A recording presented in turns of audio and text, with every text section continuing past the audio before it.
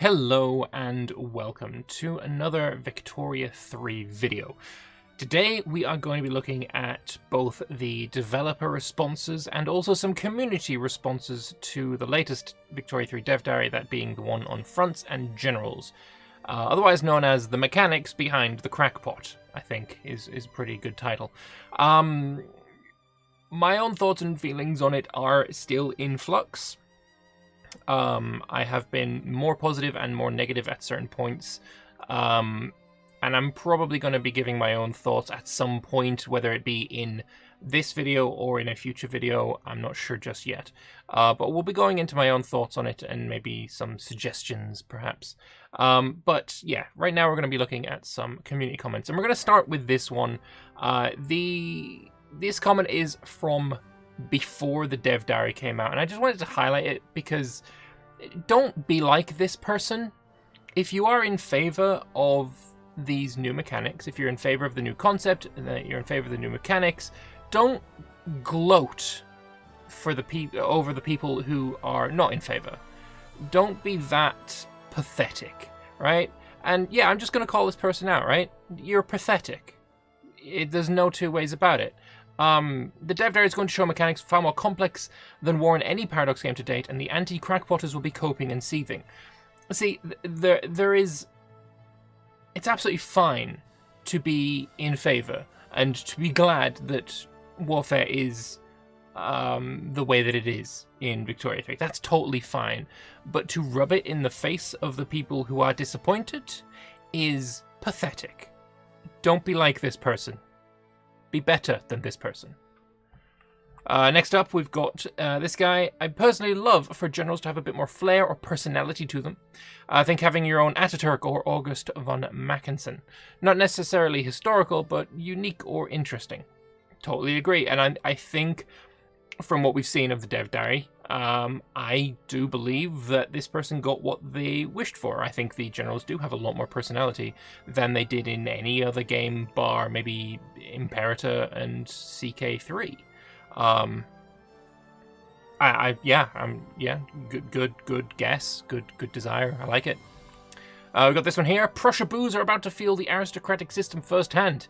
Yeah, you'll win wars, but good luck getting those reforms passed when your generals all serve the aristocracy interest group. This image was made after Wiz's Twitter teaser announcement. So this person was aware that generals are going to have a little bit more flair and flavor because he saw that the general had an interest group that they were a part of. So yeah, this just goes back to, the various generals having more to do with, personality and such, which is nice. And finally, we've got this one. One of my favorite things about the American Civil War was the incredible cast of characters. We have the excellent administrator, yet terrible field commander McClellan, the genius with blind spots Lee, the utterly determined Grant, the competent but manages to make everyone under his command despise him Bragg, the brilliant strategist and poor tactician Sherman, the excellent brigade commander and horrific army commander Hood, the brilliant but eccentric Rosencrantz, and so many more. If Vic 3 generals have even a fraction of the character of the real ones, I'll be delighted. And again, I can't personally attest to what this person's saying. I know very little about the American Civil War. It's just not something I have ever looked into beyond a cursory glance. But people are people. People have personalities and characters and characteristics. And yeah, if Victoria 3 can emulate some of that, then that would be absolutely fantastic. Not a problem on it. Right, but let's get into some other things. Some other things such as the developer responses. And yeah, I'm looking forward to seeing some developer responses. We've got we had quite a long dev diary, and there's a lot of comments that were posted in response to it. Not quite as many as last week, but there is 43 pages of this. So let's have a look at what the community had to ask. So, if two nations are at war, do they just have one front, like if the Ottomans are at war with Russia? Is the Caucasus front and the Danube front one front? Can we divide a border with an enemy into several front lines? So, contiguous provinces between two hostile nations act as a single front no matter the length. Fronts cannot be divided manually, but if two countries border in two different places, they will of course have multiple active fronts. We did in the past play around with auto-splitting fronts that went past a certain length into multiples. In the end, it didn't add anything into the game and resulted in a lot of logical headaches, like how do these fronts interact when they move? What if the border length decreases again? Do the fronts merge? What if one front disappears but the other one is still valid? What happens to the generals assigned, etc.? In the end, what matters in this system is which general is assigned to lead their forces against which country. All of those are perfectly good reasons, right? Perfectly good reasons to have a single front. But I do have issues with it. What if there is a front that goes... I'm trying to think of some terrain. Right, say we got France versus Germany, and Belgium and Netherlands don't exist. They've already been annexed. And Italy is on the side of Germany. Switzerland can be on the side of Germany. So it's basically France and versus everyone to their east. Is France going to have a single front going all the way down there? No, probably not, right? The way I understand it is they'll have one front for the Germans in the north, they'll have another front for the Swiss in the middle, and another front for the Italians. But what if they start pushing the Italians and, say, the Swiss get completely run over or something? Basically, I'm trying to come up with a scenario where you will have one front that has both mountains, like the Alps, and also has plains, like the Po River Valley. I think when the terrain is so distinct and different like that, I think it should probably be a different front, because there are different things you want to do, right? In Victoria 2, you very, very rarely ever wanted to attack into mountains, whereas attacking into plains was a great idea. So, the issue I have is, with the very limited options we have for telling our generals what to do, we've got attack, defend, and stand by. If I tell my general to attack on the southern Italian front, is that general then going to attack in mountains and in the river? They did say in the dev diary that various factors such as terrain would affect how fast you are able to push through, but I don't want any attacks in the mountains until the plains are secure and I can be sure that I can, surround and get all that kind of stuff going. It just feels like maybe various certain situations may not work as people may desire. I'll put it that way. So, can we give more specific orders to front lines, like advance towards Province X? So, what they're considering adding is a method of prioritizing the various targets in the war, setting custom targets on a national, not front or general level. What we need to be careful with here is to not add methods of control to make the player technically able to control with precision how generals act in every moment by microing their priorities. What I would argue fairly strongly here is that right now, from what we've seen, there is too little control. And I totally understand that there is the fear that you're going back on your vision by how, the vision is to have less player control during warfare. I would argue that it's gone too far, right? And that some amount of player control during warfare is absolutely necessary. Absolutely necessary. And I think take this city, or take this river crossing, or take this mountain pass. All of these kinds of things. Take this logistics hub. Take this administrative center. Take, all of these kinds of things. Take this important port that our enemy is using to supply his ships that are, harassing our own ships. These are all very much things that I think the player should be able to do. You could even tie it into various mechanics you have, right? Use one of your capacities, and the more, setting targets costs a certain amount of capacity. Maybe bureaucracy or authority. Maybe authority actually makes more sense. You're spending authority capacity to set targets. And so the more authority you have, the more micro control you can have over your armies, and the more targets you can set on the map to tell your generals, I want you to be taking these 3 cities, this port, and this logistics hub. Those kinds of things, I think, would fit within the vision of the game. It'd be fairly fluffy, especially if you're tying back to authority capacity. That's a good idea I just came up with. And it doesn't take anything away. It only adds, right? I don't agree that there is this deep-rooted fear, it seems, of the player having too much control. And I just don't agree that would be too much. Of course, if you're able to micro and say, like, this territory here is a priority, and then you take it, okay, the next territory, and then the next territory, and then you're basically moving your armies anyway, right? So obviously that is far too far, but highlighting various cities is not, and I don't see a problem with it. I really hope that they consider doing something along those lines, because if it is left as it is in the dev diary, it is too little. It is far too little. There is nowhere near enough player involvement in Warfare, and I'm sorry that I just don't consider that acceptable. I don't consider that little amount of gameplay. Like, there is no gameplay there. That's the problem, right? 3 buttons, attack, defend, and stand by, is not enough. It's not enough. Next up, will there be 3D units on the front lines to perhaps give the warfare a feeling of actually happening and not just some sounds and random explosions? So wartime map graphics is something we'll definitely return to in a later diary. I hope there is. Because there's not units on a map, you could have these models be very small and therefore they would look better because you couldn't like zoom all the way in and see the pixels and see the polygons, all right?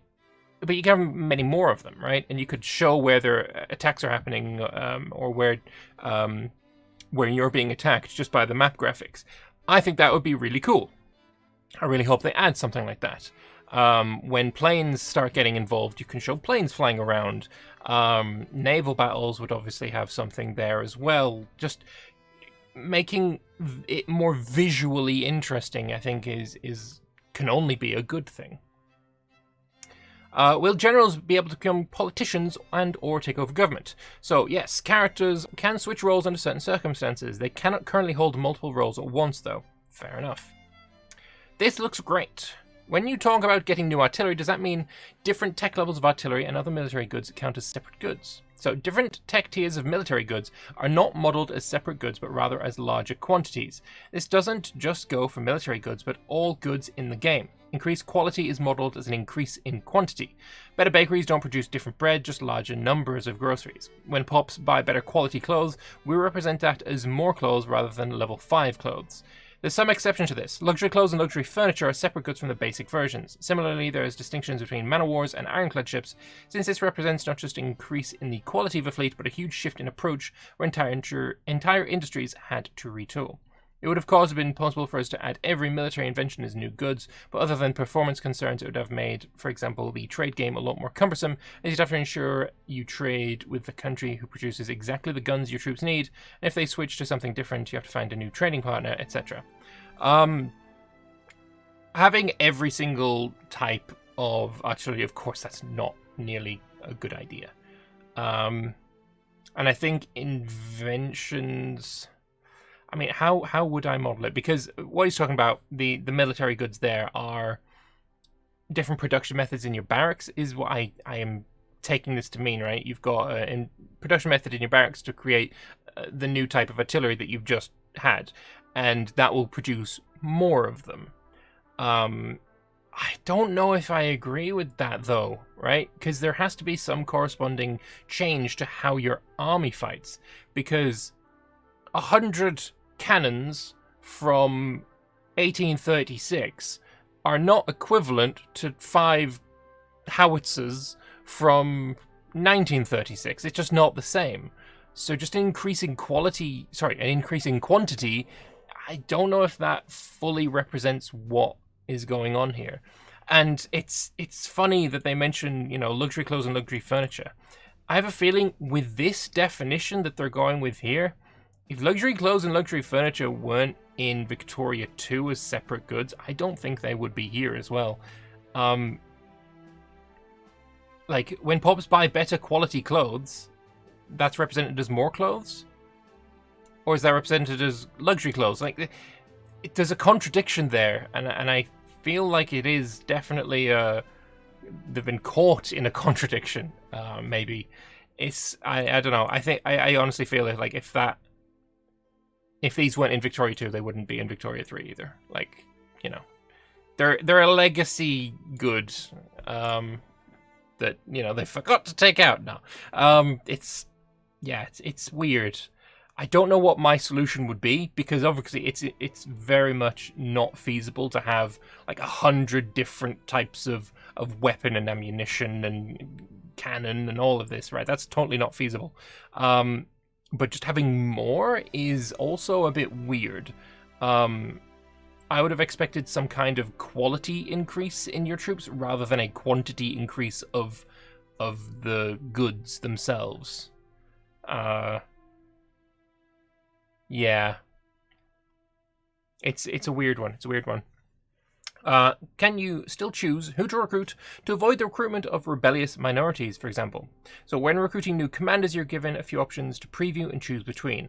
I have a feeling that this person was actually talking about troops, because when you are recruiting troops in Victoria 2, you know the culture of the pop that you're recruiting from. And if you know that, you know, say you're the Ottomans and the Greeks are getting a bit uppity, right? You wouldn't recruit Greek soldiers because you're fairly certain that they will join the inevitable rebellion. I think that's what this person was talking about. So I don't think the developer really understood that, or maybe I'm misunderstanding, and if I'd responded to this myself, then I'd have got it wrong. But this is kind of where I'm reading it, and yeah, I don't know. But yeah, when you're recruiting new commanders, you get a few options to preview and choose between. Cool, sure. There's a few things I have a little issues with the way commanders are dealt with. It's things like maybe it shouldn't be you choosing a commander. Maybe it should be phrased or given to you as there's a suggestion by the armed forces interest group of a new commander that they want you to take, or I don't know, something like along those lines there.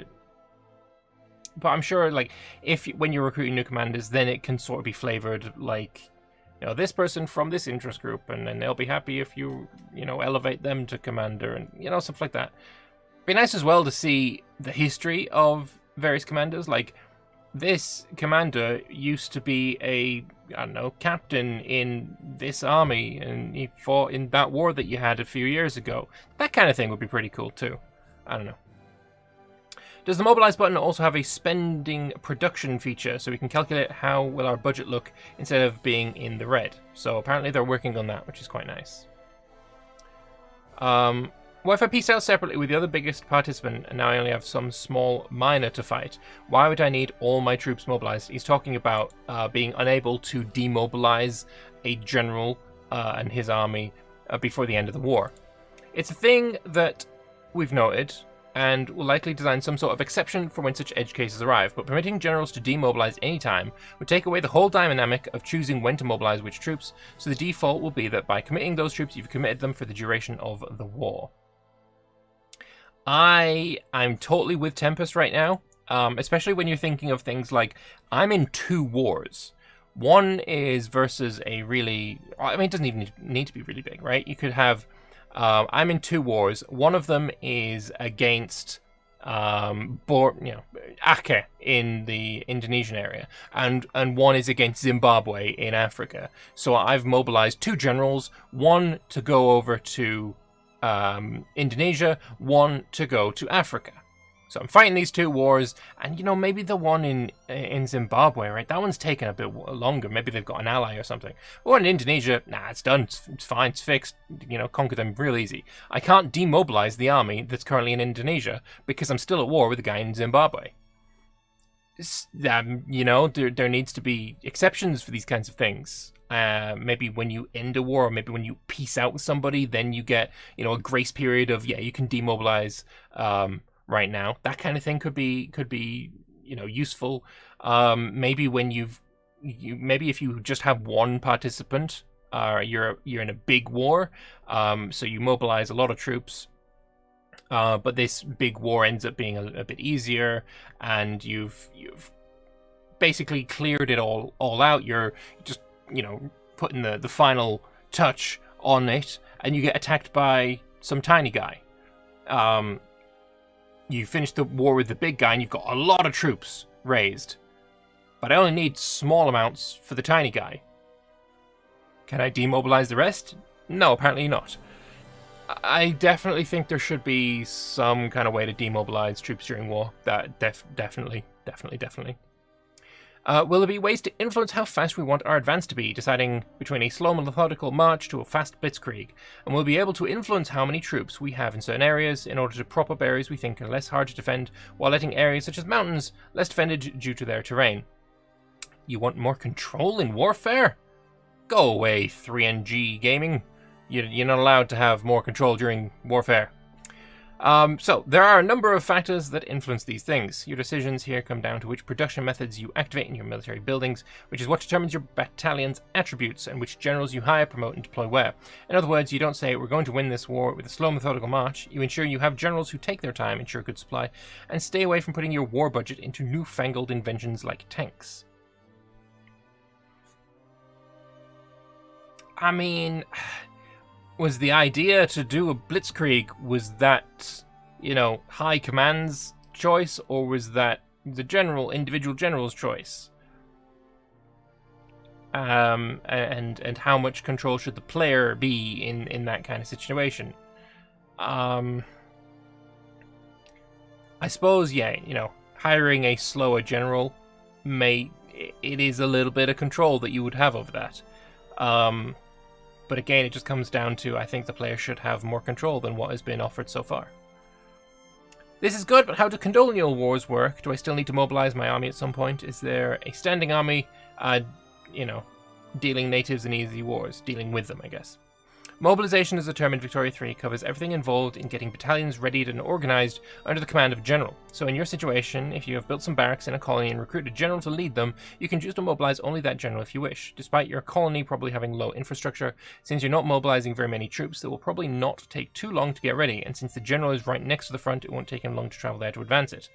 On the other hand, if your standing army was in London, you might have a much larger force under a more experienced general, but it will take him considerable time to travel to the front by your colony. There's also the issue of naval supply to consider in that case, so it can definitely be beneficial to maintain a local colonial force to defend your colony if tensions run high there. This is part of the thing that I really like about this system, is having localized armies through building like the barracks is there, because it makes sense that you wouldn't have just a standing army sitting in. Let's go with Indonesia again. Say I'm Britain, I have conquered. I forget the name of the places. The one with the sulfur. Sumatra, I think. Java. I've conquered the entire island of Java, right? And this army that I've conquered it with, obviously it came from London because this is where I built my troops and shipped them over there. Where do they live? Where do these troops live? Where do they sleep? Where do they train? Where does everything that goes on with them happen? Because in Victoria 2, what you would do is you would just have them standing around forever. That's not realistic. Whereas here, what I would expect to happen is, the London has sent an army over. We'll see how naval invasions happen next week, and that we've taken this area, and now that army can go home, and I will build a barracks and recruit a local army to deal with things, who will stay at that barracks in that new area. And if I want to have Brits over there, I would encourage some kind of migration from England to that colony, to Java, to work in said barracks. That's kind of where I'm feeling that this is more realistic than the reverse, I guess, than Victoria 2. And that gives me hope. I just, the only real issue I have is the lack of control. the player has. That's literally the only issue. I think everything else about the dev diary was positive for me. I like that it is more realistic. That's a big positive. I just dislike the lack of control we have on the generals and the fronts. Will mobilizing during a diplomatic play have an effect on the other participants? Can it ramp up pressure, scare off participants? They have to plan the AI to react accordingly. Or they plan to have the AI react accordingly, which is good. It's nice. Is there any plan of having specialized units being part of the army, such as mountaineer, guards, or even tanks? I'm guessing this could be represented as a production method, but the screenshot shown has infantry, artillery, cavalry, engineer, and medical corps. So they'll be covering military production methods more in a couple of weeks, but you can confirm what they listed as engineer is actually the category for specialist corps. Okay, fair enough. How will fronts work in wars that do not have continuous borders between multiple states? Will overseas expeditions be part of naval warfare or land warfare? If there is a war between, say, Iceland and Britain, at least one front would have to be created by a naval invasion, which he'll cover next week. It makes me think, right?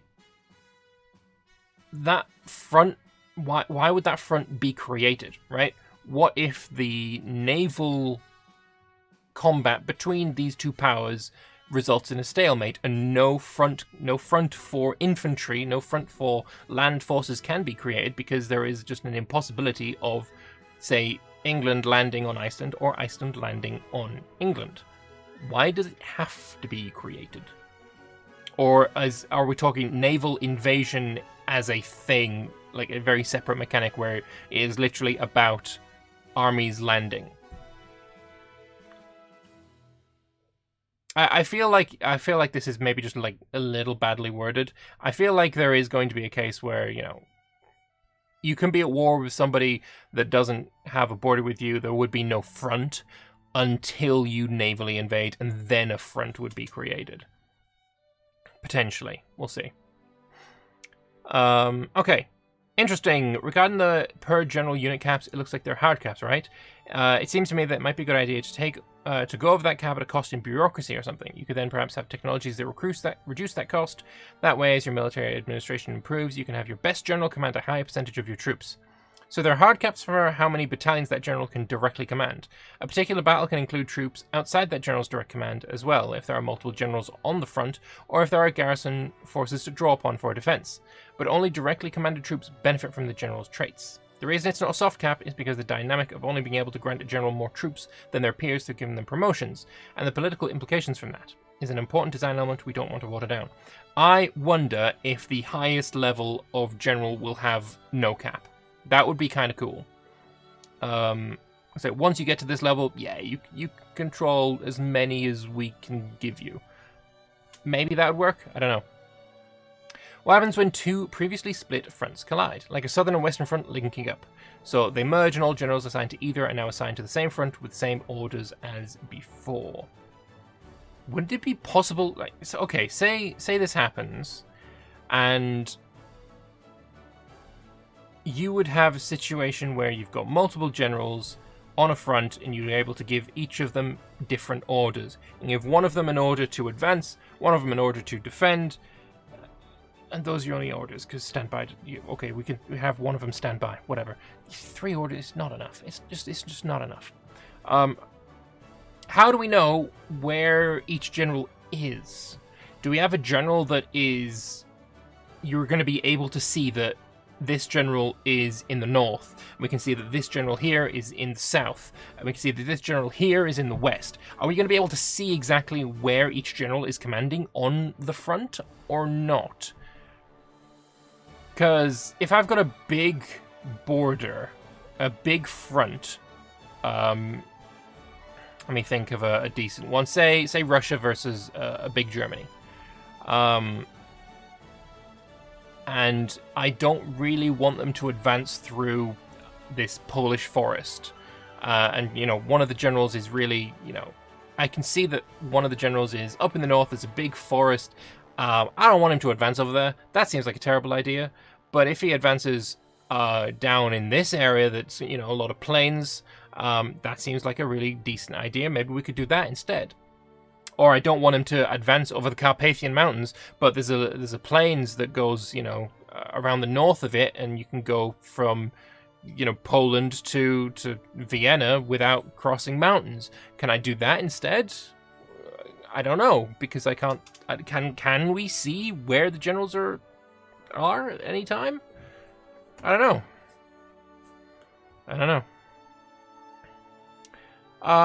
I know it's all work in progress, and I hope you update as it develops. Want to ask, during a war, how much time does a player normally spend at the current moment on micro of domestic affairs versus military affairs? How much time do you intend the player focusing on economy versus military? So, when they play, they tend to spend a lot more time than is technically necessary paying attention to the front lines because he's interested in seeing how things progress.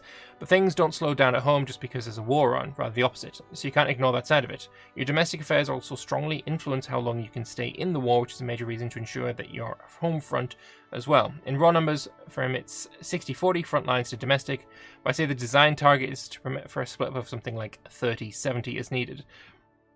The way that I've read this dev diary so far, I don't see how 60-40 or 30-70 is even possible. Like, there's literally not enough.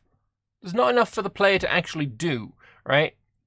By paying attention, is that doing things, or is that just looking and watching what is happening, right? Because at this stage, I'm kind of feeling that his 60-40 here is 60% watching, or maybe 50% watching the front lines, 10% doing things on the front lines, and then 40% looking at domestic stuff. Because I honestly don't see enough for a 60%, right? And I don't know if I agree with that decision and design. I really don't. I want more stuff for the player to do a war. I mean, maybe people will disagree with me, and if you do, whatever. We can have disagreements. You don't have to agree with me. You don't have to share my opinion. But my opinion is this warfare system doesn't give enough for the player to do. Just straight up, it just doesn't. Let's say I'm Germany at the start of World War I, and I decide to implement the Schlieffen Plan and invade Belgium. What happens to the Belgium-German front line once he's pushed through enough to touch France's borders? Would it merge with the existing French-German front line? Yes, assuming the provinces are adjacent, the fronts will merge. Okay. I don't understand how 100 battalions versus 20 battalions can't be a sure thing. Sure, that 100 is spread over the large front, but so is the other one, right? Oh, it's most assuredly a thing over time, just not in any given battle. This matters because every numeric advantage in manpower is squared over time, so if the first battle was sized 100 versus 20, it would assuredly win and would probably be, on average, at least 93 to 10 battalions remaining. So, the 100 would lose 7, the 20 would lose 10. The next battle would have an even greater advantage, and so on. But with the sizing of each battle being closer together, the outcomes of any given battle is less guaranteed, and over time a numeric advantage is not squared in the same way. It doesn't mean that there's a good chance the country with 100 battalions will lose, but since war is considerable expense, the opportunity cost of maintaining those 100 mobilized troops versus the ease of winning will be greater than for the country with 20 battalions. So yeah, it's not a done deal if you are the smaller participant. It's just harder. And definitely, having 100 battalions on a front line doesn't mean all of them get involved in a battle at the same time, there are troops involved in the battle, and then there are troops involved in guarding the rest of your front line. What's the point of provinces in this new system? Nothing about the front makes it clear why any amount of provinces was increased. So provinces were increased to model the frontline movements on a more granular level, particularly so as to better simulate changing conditions between 1836 and 1836. Yeah, no, that makes sense to me. I understand right. When the war starts, after we finish the preparation stage, we have little to no influence on events. Would really hate it if those memes about Victoria 3 warfare being just a risk game were true. So you can give new orders to generals at any time, choose to mobilize more of them, give orders to admirals, which are quite different from those available to generals, and which we'll learn about more next week, choose to activate more conscripts, more on that in a couple of weeks, choose to move them to different fronts or focus on specific fronts, and handle all the economic aspects of the war and its impact on your industry at POPs, to name a few things you might need to deal with during war, in addition to all the stuff you usually deal with during peace. It's not enough. It's not enough. It's not enough. You can give new orders to generals at any time. Attack. Defend. Stand by. That's it. That's it. Those are your orders. Those are your 3 orders. Those are not enough. It is not enough. It just straight up is not enough. Can someone please explain why do I see Victoria 3 Dev Diary only around 3 or 4 p.m. on Thursdays and they're dated Wednesdays? Okay, so I can answer that very easily for myself personally as well. But yeah, implement Dev Diaries ahead of time to make sure everything works as it should. Hit and publish on Thursdays. Sometimes it may result in a date inconsistency. That is from their perspective, but also from my perspective as well. I see these Dev Diaries on Wednesday. So the Dev Diary, I can't remember exactly what time of the day it was on Wednesday that I saw it, but I saw it early, and that is not just me. I know One Proud Bavarian also has them early. H for Havoc also has them early, and I'm pretty sure there's a couple of others, right? I don't know the full list, right? But it is so that we can make videos as well to release at the same time as the Dev Diary releases. Which is why I'm doing these comments videos instead of having the comments be a part of the main Victoria 3 Dev Diary video, right? So yes, there is, this reason is also correct, and I'm sure that was the reason for Dev Diaries being published on Wednesday always, right? Before content creators got early access to them. But us getting early access to them is also a byproduct, let's say. But yeah, that's just from my perspective. Like, I see these on Wednesday as well. Can generals die in battle? If so, what happens to their interest group and to the troops they are commanding?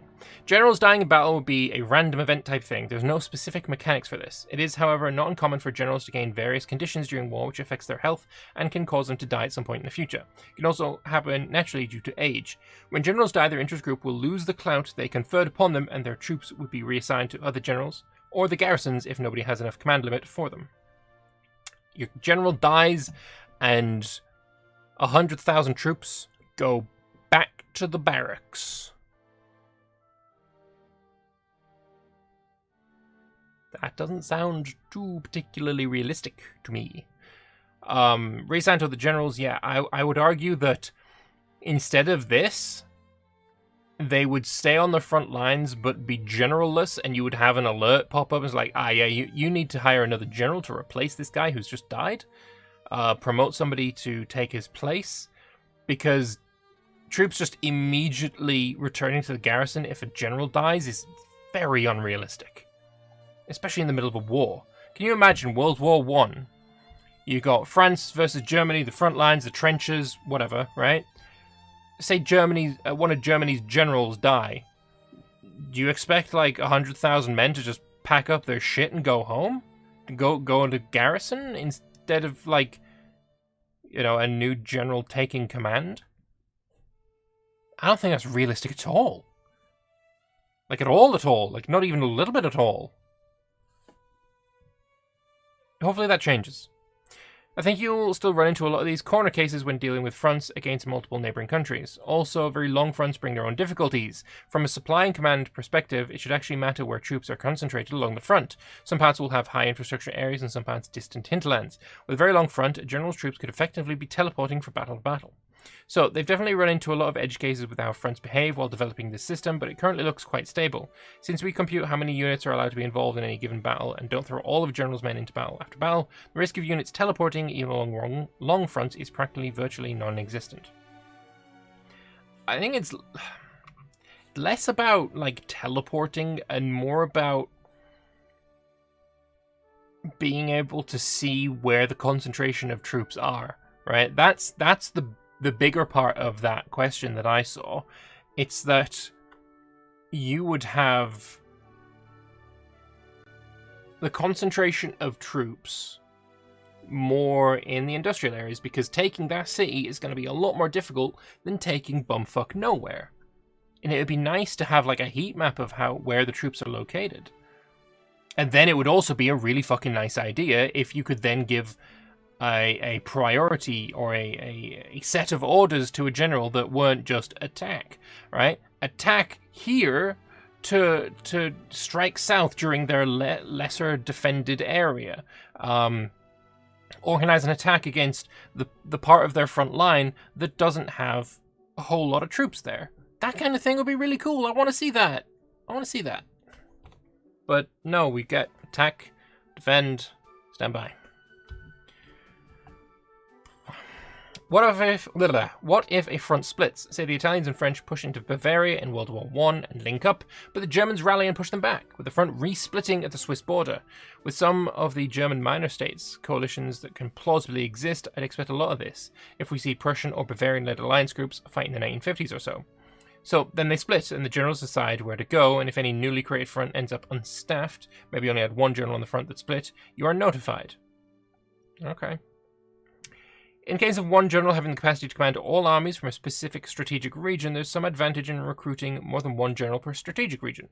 So, flexibility, having generals with different qualities can be a good thing. Political concerns, having a single general in command of all your troops could make one interest group too cocky or powerful. And command limit, if you have a huge army or want the ability to command a large number of conscripts, you might need several high-ranking generals to effectively command them all. But also, you can give separate commands to each of your generals. You can have one of them attack, while another one defends. I'm not going to get over this. I can think one reason fronts could be split. Terrain. Yes, exactly. King Doom and ice cream. Perfect. I agree already. I already agree. I don't care about the rest of your comment. I agree right now. With a giant front, how can I make sure my mountain expert general sticks to the mountains? Your mountain expert will favor defending in the mountains if this is possible, but he can't hunker down in the mountains and never risks getting attacked outside of a mountain province because he's been charged to defend the entire Austrian front. No, because I am the commander of this overall country, right? I am the head of state, I am the spirit of the country, I am the leader of the armed forces, and I want this guy who's proven himself to be really fucking good at defending mountain ranges. I don't want him to defend the entire Austrian front, I want him to defend these fucking mountains. No, he has not been charged to defend that, unless you force that. And you forcing that is not a good design decision. Not to avoid engagements with the enemy if mountain encounter is impossible. There are multiple defending generals on that front, though. It increases his chances to only be engaged in his preferred terrain. I should be able to assign him to his preferred terrain. If I've got a guy that is very, very good in open plains terrain, I should be able to say, have that guy only fight in the open plains, or have his front be open plains. And if there's a guy that's really good at fucking forest fighting or mountain fighting or whatever, I should be able to say, assign that guy to attack and defend in that kind of terrain. Have General von what's-his-fucking-face defend just the forest, the Ardennes forest. You know, you are a general with a very good proclivity for fighting in forest. You can set up the best ambushes, you can set up the best defenses, you can do all of this kind of thing because you've got experience in it and you're very good at it. So I'm assigning you to the entire fucking front, where you may end up fighting in a forest, but you also may end up just having to defend a fucking open field. Because I don't have enough control. I disagree with not having enough control. I disagree with this design decision that says that fuck warfare, concentrate on the economy. I can do both. Does impassable terrain exist in some form? I fucking hope so. If it does it split front lines? If it does not exist, is there a possibility that it will be added later, as has been the case with most of the games?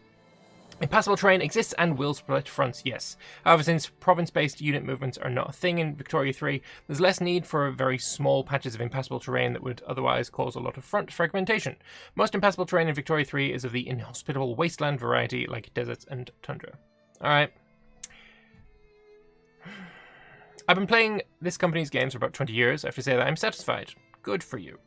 It will of course depend heavily on the execution of the calculation models. Will there be a way to maneuver or train the commanders? Do the commanders also have a nationality? By hiring a gifted Pole as Russia and then maybe getting a Polish uprising. So commanders will gain experience over time and faster while in the field. This affects the rate at which they gain or improve their traits. You cannot explicitly train them though. It's assumed that they're always trying to get better. All characters have a culture, and while the generals you recruit tend to be mostly of your primary culture, it's possible for minority culture generals to join cultural uprisings. Okay, that makes sense. More general flavor. I like that. One thing I'm having trouble visualizing is how front lines would work when you're fighting someone against a common enemy. Can you station troops or make a front line in allied territory? The part about Finland and Prussia versus Russia seems to confirm this, but I'm still having trouble visualizing it. If a front pushes into enemy territory who occupies the newly taken land, if you have more than one country fighting on that front, and is the land occupied in the same way it is in Victoria 2, where you can essentially can't interact with it, or Hatay 4, where you can build infrastructure and factories? So you would give your general a defend order. When prompted which front to defend, select the Finnish-Russian front, which already exists since Finland and Russia are hostile towards one another. If you're actually advancing that front on behalf of Finland, it's still Finland that is the occupier, since this is the front that has moved. You cannot directly interact with occupied territory, as it'd suck to have a state occupied for multiple days, during which the enemy just demolished all your factories and made 500,000 people unemployed. But you hurt it indirectly. More details on that in a few weeks. Alright, now my question is, Prussia and Finland versus Russia. What happens when the Finland-Russia front and the Prussia-Russian front, what happens when they merge? Obviously, I would expect to see... I don't know what I would expect to see. I expect to see maybe their fronts meeting but never overlapping? Or do they overlap? If they don't overlap, conquests, or not conquests, but like if Finland and Prussia are both attacking, what happens to the provinces by the border between their front lines? Who takes it? And can we see cases where, say, Finland does really, really well and advances their front and goes south? Can they cut off Prussian advancement? And would then Prussia have to reassign all of their troops to the Finnish front? And then what happens then? Did Prussia get fuck all out of this?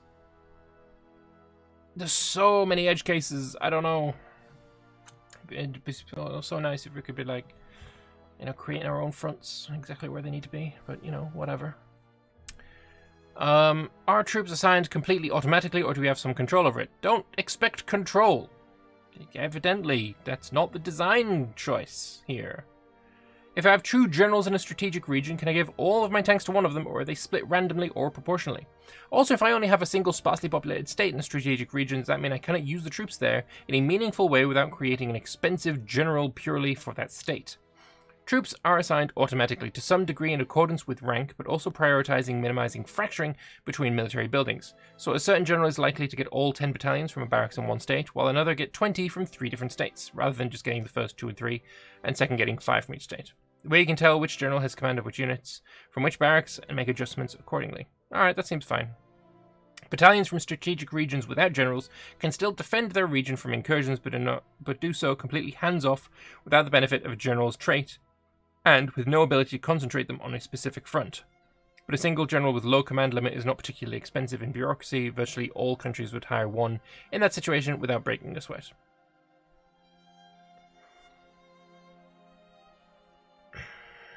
I think when a general dies, a temporary, cheap general should be promoted.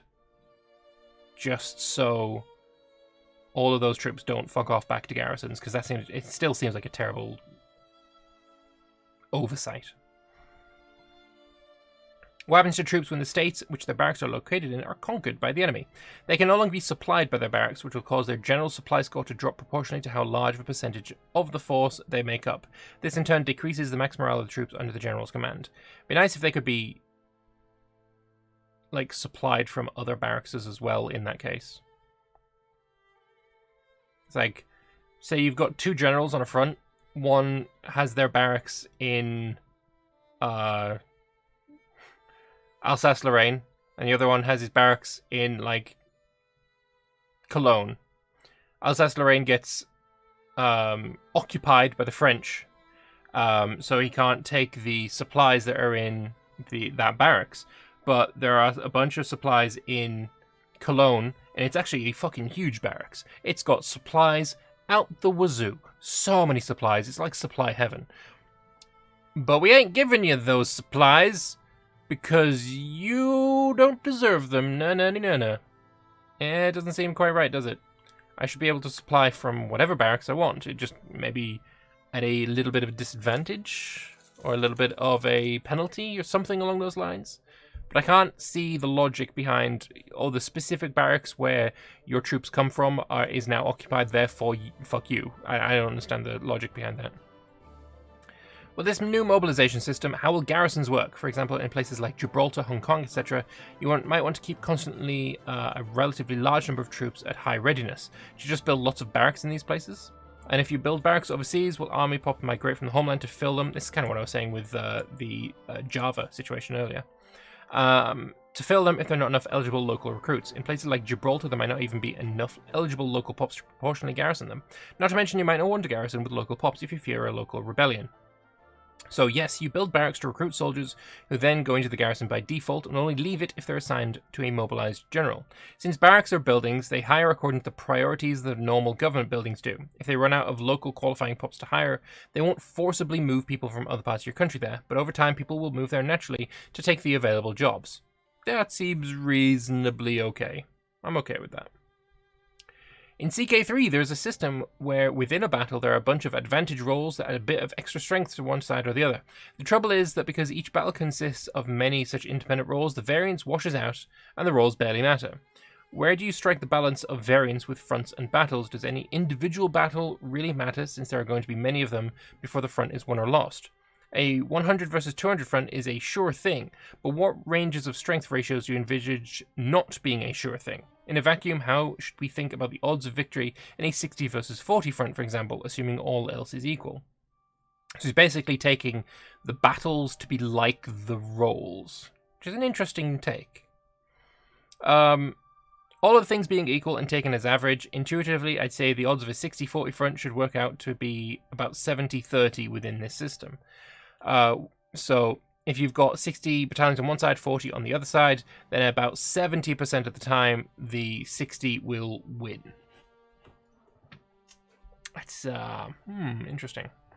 With a traditional system where all troops in a stack are involved in every battle, which is just not the case, there can be a number of variables that smooth out the squared effect of numeric advantage, like combat width, for example. But what it comes down to is usually the dice in the first battle. Yeah, I'd agree with that. If the first battle favours the underdog, the post-battle numbers might be 40-35, and at this point all bets are off. But if the first battle favours the advantage side, it might be 55-20, and then the rest is just a given. The other aspect of relevance is that our peace system doesn't necessarily require a front to be won or lost. It can sometimes be enough to have made only a partial incursion to force a peace deal, without wiping out the country's whole army. So even if your 60-40 has been reduced to only 30-20, and not the big win you hope for, if you've made gains in the process, that might be enough to get you what you want, War and Peace in a few weeks. Alright, I mean, there's not much to talk about there, I don't think. If you have the advantage in the amount of battalions, you're more likely to win. Makes sense. There is potential for the underdog to come out on top, but not very much. Okay. I think the way that you win when you are disadvantaged in troop numbers is through diplomacy. I think that's kind of what they're going for. 2 questions. The first one's related to the size of war since the dev diary mentioned border skirmishes. Will it be possible to keep a war between large nations limited? Let's say I'm fighting the AA for an interest we both see as secondary. If I mobilize only partially, can I expect them to do the same, or will they always fight with full strength? If I win the first few battles, would they accept a peace offer where I ask for less than my original war goal so we can both avoid a costly continuation of the war, or is it always a fight to exhaustion? I understand limited wars are possible in theory, but is the AI capable of understanding it? Yeah, AI in other Paradox games are very terrible about limited warfare, but they aim for it, so I am also hopeful. Second question is related to asymmetrical warfare, both internal and international. Is there a guerrilla tactics? We've already learned that that is yes. From what I see here, only traditional warfare between organized armies is modeled. I think this new system is exceptionally suited to represent also behind-the-lines military actions, to anti-rebel operations, and so on. So there's no specific guerrilla warfare mode, though I agree with you that this system is well suited to it. We've discussed it internally already. It's unlikely we can include this for release, but it seems very likely to appear in the future.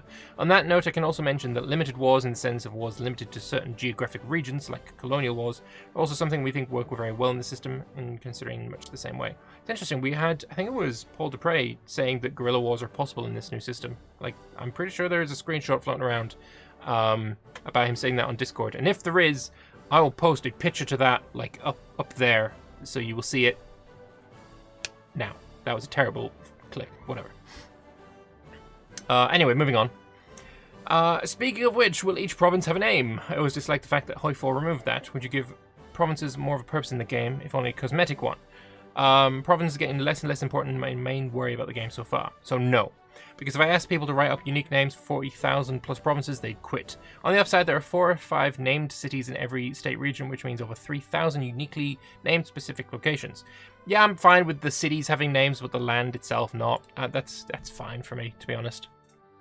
Can you give some insight into the factors that decide how big a battle is? So they're currently fine-tuning this, but some variables we're using currently include the base command limit of the generals involved, the size of the garrisons, the power differential, and the length of the front. Tech will also play a role at some point, so early battles tend to be smaller than the potential meat grinders towards endgame. Alright. I like the concept of having fronts where you assign generals and troops, because Vic 2 wars are just a drag of bringing all your stacks to a single place and then playing Hunter's Stack-A-Moles, and then carpet sieging everywhere. On the other hand, giving the example above, there will actually be a single front between USA and Canada feels off. Why not a simplified battle planner from High 4, where we can give generals more specified commands besides go there, start walking forward, stop only when a peace deal is reached. So in the case of US and Canada, the fronts would be bisected by the Great Lakes at least. There are also a great many decentralized nations that would interfere with longer fronts from time to time. Okay. How dependent on strategic regions is this feature? Let me put a mock-up example. Germany blobbed all over Europe and now at war with Russia. There are 2 theoretical strategic regions in westernmost Russia. Let's say the Baltic strategic region and the Ukrainian strategic region. Let's say the front between Germany and Russia encompasses all of the Baltic region, then a tiny snippet of the Ukrainian region. Are we going to have to assign a small number of battalions and a general to that tiny snippet of a Ukrainian region, or will the entire front between Germany and Russia be on one whole unified front with no splits due to strategic regions? So, the latter. Splitting fronts by strategic region would be way too arbitrary and annoying to manage since fronts shift around. Strategic regions are only used to determine the home of generals and battalions. I'm okay with that because if you have a big fuck-off long front through... What does he say here? The Baltic strategic region, and then like 4 provinces in the Ukrainian strategic region, that would really annoy me if those were split up that way. That wouldn't work for me, I don't think. I do want the strategic regions, sorry, I do want the fronts to be split up, but not by region. That would be a terrible idea. I'm not sure I follow this. If I have a mountain specialist and I tell them to attack the enemy's forest specialist, do they fight in a mountain, a forest, or neither? Assuming that all 3 of these options are present on the front. Is it dependent on their relative command ability or some other trait and skill? So it's weight-based, not deterministic, but in this case there's a high chance the battle will take place in either mountain or forest compared to other terrain, because the advancing party will want to fight in a mountain, while the defending party will want to fight in a forest, so both will try to arrange for the battle to transpire in their province. So the defender gets to be able to choose where it... okay. Weird, but alright. How many European fronts does a war between Netherlands and Germany versus Belgium, Luxembourg, and France has? 1 continuous front or 4? So there is Netherlands to Belgium, Germany to Luxembourg, and Germany to France. So it's based on country, it's not just one long-ass front the whole way. So the political power they get from generals depend on how many troops they command. Yes, indirectly. It depends on their rank. Hang on a moment. Germany needs an entire individual front just for Luxembourg. We can't merge it with the Belgian one. Luxembourg is like a fucking single city and a couple of sheep. Why does it need an entire separate front? The only way I can see this part working is if we can have generals assigned to multiple fronts. Because in this case, I would assign these 2 to the same front. Because otherwise, like, if you're Germany in this situation... you're going to need 3 generals, at least. And one of them is going to be tasked with just taking on Luxembourg. And he can't reinforce a battle going on in Belgium, France. It seems mad. It seems absolutely fucking mad. Way more control is needed over fronts. Way more control is needed over the actions that your generals can take. So political power they get from generals depends on how many troops they command. Indirectly, yes. Depends on their rank, which affects how many troops they are owed. Can we reassign generals so we send problematic generals to minor armies in the colonies instead of keeping them at home with the big army? So rehoming generals between strategic regions is not part of the system, as it would be too fiddly and introduce some unfortunate exploits. However, getting this option as a one-time thing to deal with problematic general would be a very cool event. I'll ping the appropriate people. Yeah, no, I'd like to see that as well. Oh, we're finally getting to the end. This seems very flawed. I would agree. I gotta agree. It makes sense for factories and even some sense for administrative buildings, but military deployment doesn't work like that at all. If you recruit some lads from Yorkshire, you can ship them to Singapore tomorrow whether they like it or not. You don't build a barracks in Singapore and then wait for the lads to take their sweet time to pack up. I agree that various things seem flawed, but this I disagree with because, I mean, we've already seen that you